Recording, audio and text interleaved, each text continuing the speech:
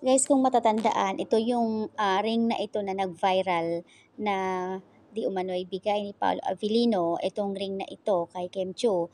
At yun din yung time na pinasuot ni Pao kay Kim during the proposal sa WWSK. Hindi daw yun sponsor ng Digold, kung hindi, binili daw ito ni Pao as in personal niya para ipasuot kay Kim. So, na-curious yung mga netizens, lalo na mga Kim Pao fans, dahil nga yun din ang suot ni Kim Cho sa SDA pagpunta niya sa Korea. So, napansin ng mga netizens talaga. Pinagkukumpara nila yung ring nung nasa WWSK at suot niya kahapon ay iisa lang.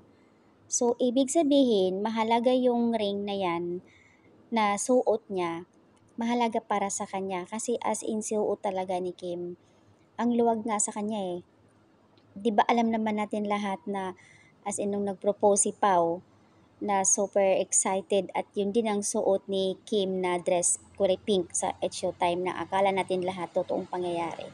Nakakatuwa. Nag-flashback tuloy sa mga admin, mga netizens, yung suot ni Kim Chu kahapon sa SDA na yung ring na yan.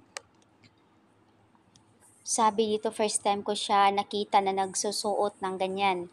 Mismo, doon sa from WWSK and then ngayon lang uli. Mahalaga para kay Kim yung ring na yan kasi nga galing kay Paolo Avellino kaya mahalaga para sa kanya. I'm not sure ayon sa iba, hindi siya sponsor ng Digold pero yun po ay galing kay Paolo Avellino. Parang same lang tayo ng uh, sabi dito, doon sa Digold, ang engagement ring ng Secretary Kim baka either pinahiram or binili ni Pau mismo doon sa Digold. Anyways, ang daming mga diluluha pero ayon sa ibang mga sikat na nagpapatrend noon, nag-viral, yun daw ay galing kay Pau. So, not blue diamond kasi kung blue diamond siya, napakamahal talaga niyan. Kakatuwa.